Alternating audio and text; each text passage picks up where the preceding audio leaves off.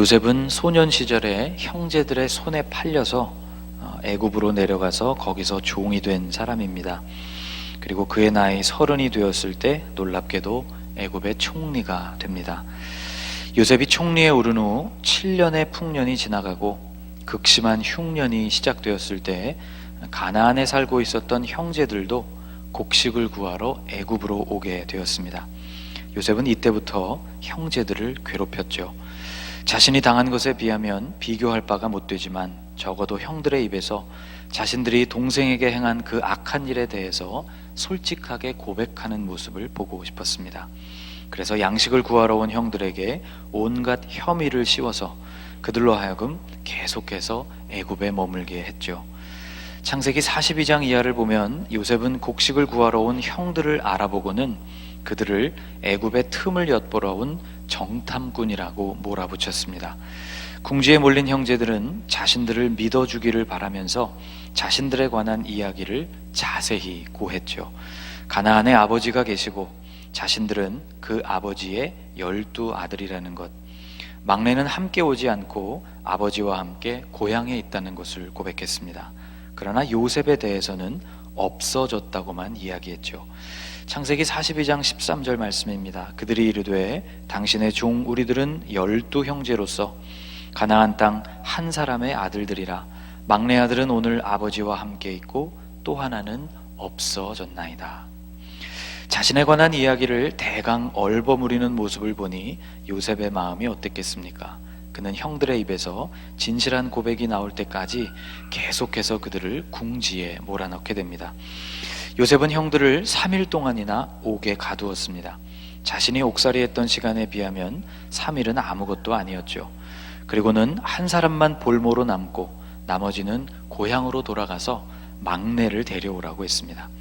상황이 이렇게 되자 형들은 자기들끼리 다투기 시작했습니다. 요셉에게 행한 일, 요셉을 괴롭히고 또 그를 죽이려고 했고 팔아버린 결과로 이런 어려움이 우리에게 닥친 것이 아니냐 하는 다툼이었죠. 요셉은 이집트 말을 사용했고 형들과 말할 때는 통역을 세웠기 때문에 형들은 자신의 대화 내용을 총리가 듣고 있을 것이라는 생각을 전혀 하지 못했습니다. 결국 형들 중에 시므온이 볼모로 남게 되었고 형제들은 고향으로 돌아가게 됐습니다. 베냐민을 데려와야 시므온도 구출할 수 있었습니다. 요셉은 돌아가는 형제들의 곡식 자루에 곡식값으로 지불했던 돈을 다시 넣게 했죠. 고향으로 돌아가는 길 나귀에게 먹이를 주려고 자루를 열어본 형들은 혼이 나갈 만큼 떨게 되었습니다. 요셉은 이런 식으로 형들을 시험하며 괴롭혔죠. 형들은 베냐민을 데리고 다시 애굽으로 가기를 원했습니다. 그러나 아버지의 강력한 반대에 부딪혀서 시간만 흘렀죠. 결국 곡식이 다 떨어지게 돼서야 겨우 베냐민을 데리고 애굽으로 갈 수가 있었습니다. 요셉은 돌아온 형들을 위해 잔치를 베풀었습니다. 형들은 이게 웬일인가 싶어서 오히려 두려워했지만 사실 요셉은 형들에게 죄를 고백할 기회를 계속 주고 있었던 것입니다. 아버지의 안부를 물었지만 형들은 아버지가 잘 계시다는 것만 말할 뿐 요셉과 관련된 이야기는 일절 감추었죠. 동생 베냐민을 보게 되어서 마음이 복받쳐서 눈물까지 났지만 여전히 입을 닫고 있는 형들에 대해서 요셉은 아직도 분이 가라앉지를 않았습니다. 요셉은 돌아가는 형제들의 곡식 주머니에 돈을 도로 집어넣었고 특별히 베냐민의 자루에는 자신이 사용하는 은잔을 넣었습니다.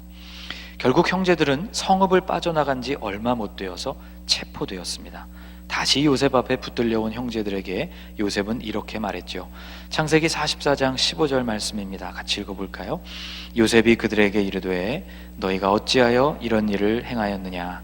나 같은 사람이 점을 잘 치는 줄을 너희는 알지 못하였느냐? 자루에 넣어서 혐의를 씌울 물건을 선택할 때 점칠 때 쓰는 은잔을 선택했다는 것, 그리고 그들에게 자신이 점을 잘 치는 사람이니 속일 생각을 하지 말라는 이 요셉의 말에서 요셉은 자신에게는 아무것도 숨길 수 없다는 사실을 은연중에 형제들에게 다시 강조하고 있습니다.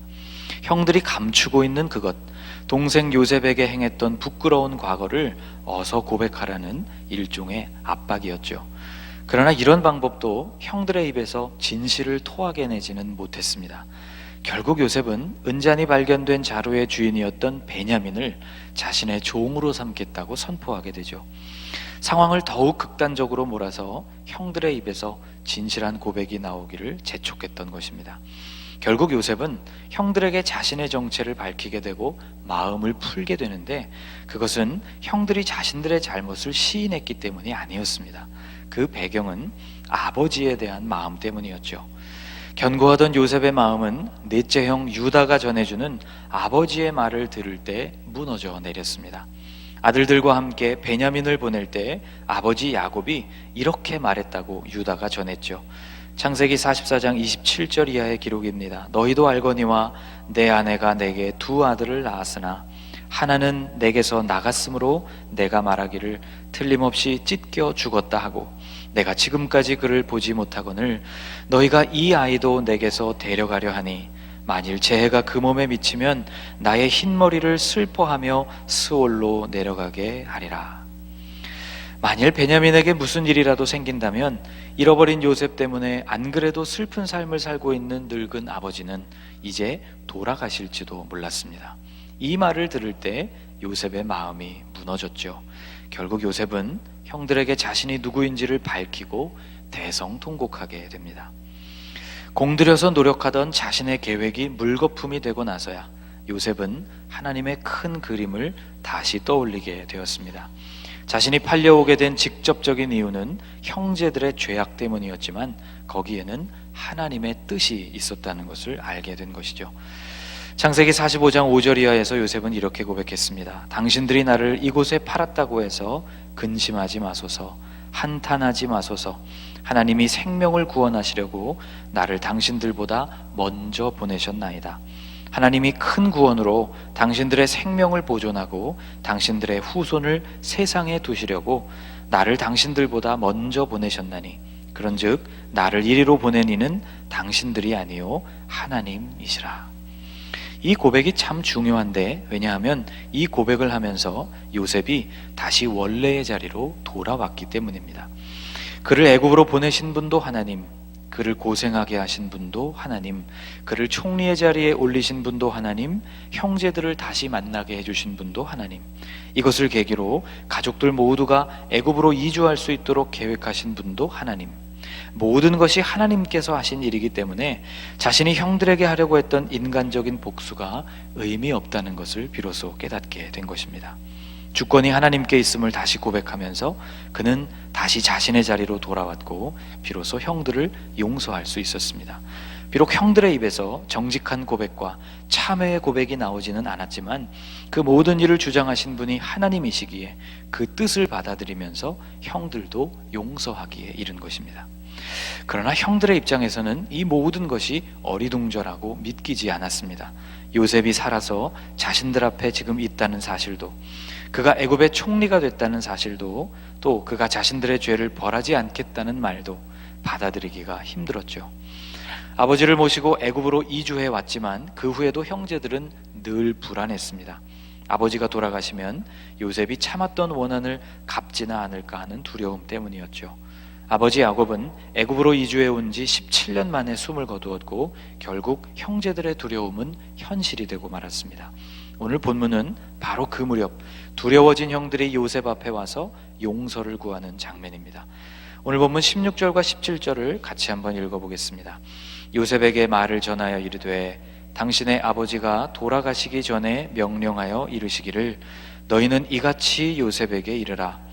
내 형들이 내게 악을 행하였을지라도 이제 바라건대 그들의 허물과 죄를 용서하라 하셨나니 당신 아버지의 하나님의 종들인 우리 죄를 이제 용서하소서 하매 요셉이 그들이 그에게 하는 말을 들을 때에 울었더라. 야곱이 실제로 이런 유언을 남겼는지 아니면 형제들이 지어낸 말인지를 알기가 어렵습니다만 그들이 요셉의 보복을 무척이나 두려워하고 있었다는 것만은 확실합니다.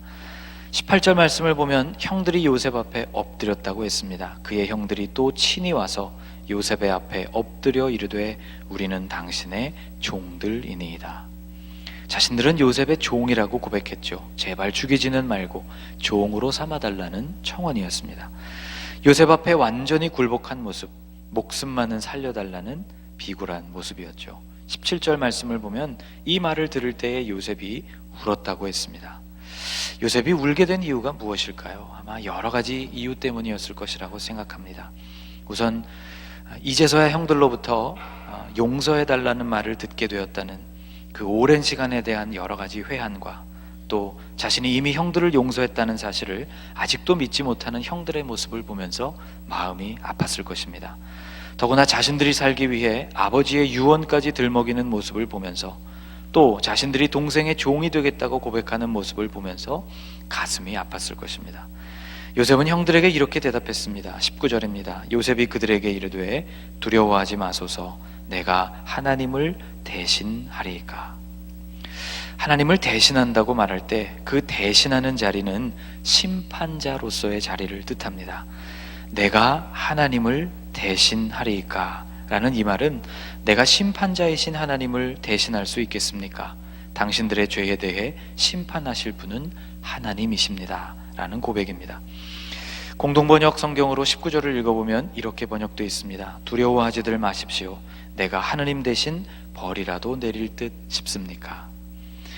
이어서 요셉은 20절에서 이렇게 고백했습니다. 당신들은 나를 해하려 하였으나 하나님은 그것을 선으로 바꾸사 오늘과 같이 많은 백성의 생명을 구원하게 하시려 하셨나니.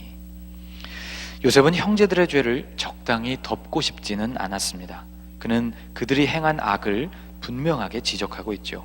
그러나 형들이 행한 악에도 불구하고 하나님께서 그 악을 선으로 바꾸셨다고 고백합니다.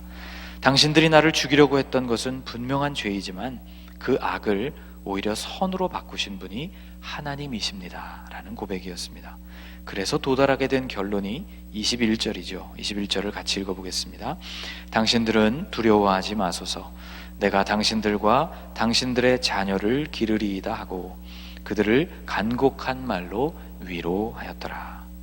심판하는 자리에 자신이 앉아있을 때에는 자신을 죽이려고 했던 형들을 못 잡아먹어서 안달이었는데 그 자리가 하나님의 자리임을 알고 그 하나님의 자리를 다시 하나님께 내어드리고 나니 요셉은 자신의 자리가 어디인지를 비로소 깨닫게 된 것입니다. 자신의 자리는 바로 형제들을 돌보는 자리였죠. 요셉은 이렇게 말하고 있습니다. 판단하고 심판하는 자리는 하나님의 자리이니 나는 그 자리를 하나님께 드릴 것입니다. 그러니 내가 당신들의 악을 갚을 것이라는 생각은 마십시오. 나는 내가 설 자리에 서겠습니다. 그것은 바로 당신들과 당신들의 자녀를 기르는 자리입니다. 나는 정성을 다하여 당신들의 가족들을 돌보겠습니다. 요셉의 이 고백은 두려운 고백인 동시에 매우 사랑스러운 고백이었죠. 여러분, 요셉은 어떻게 분노를 극복하고 형제들을 용서하게 되었으며 또 어떻게 형제들을 섬기는 자리에까지 이를 수 있었을까요? 살펴본 것처럼 그것은 먼저 아버지에 대한 사랑이었습니다. 요셉은 형제들에 대해서 시비를 가리고 그들에게 심판을 행하는 것이 오히려 아버지에게는 더 깊은 상처와 아픔을 준다는 것을 깨달았습니다. 아버지 야곱이 슬픔 속에서 보낸 시간을 계산해 보면 약 22년이라는 계산이 나옵니다. 요셉이 17세에 팔려간 것이 맞다면 30세에 애굽의 총리가 되었고 7년 풍년이 지나고 흉년 중 2년이 지난 시점에 형제들을 만났기 때문이죠. 그 22년 동안 형들이 아버지에게 고통만을 안겨주었다면 요셉은 자신이 거기에 더한 고통을 더할 수는 없다고 생각했을 것입니다. 요셉은 아버지의 여생을 평안과 기쁨으로 채워주기를 원했던 것이죠. 그가 단순히 효자였기 때문이 아닙니다. 그것은 심판자의 자리에 있던 요셉이 다시 본래의 자신의 자리로 돌아왔기 때문에 가능했습니다. 심판을 스스로 행하려다가 그것이 하나님의 역할임을 깨닫고 그것을 하나님께 맡기자 이제 자신이 해야 할 역할이 형제들을 섬기는 것이라는 점이 더욱 확실해졌던 것이죠. 자신의 삶을 이끄시는 하나님의 주권을 인정하고 깨닫게 되는 순간 그는 형들도 용서할 수 있었고 그 형들과 그 가족들을 섬기기로 결단할 수 있었던 것입니다. 내가 하나님을 대신하리이까? 라는 이 고백은 하나님께서 하나님의 자리에서 하실 일이 있고 우리가 우리의 자리에서 해야 할 일이 있음을 깨달은 사람의 고백이라고 말할 수 있습니다. 하나님 앞에서 우리의 자리를 찾게 될 때 우리는 부모에 대한 사랑과 형제에 대한 사랑이 모두 열매를 맺을 수 있습니다.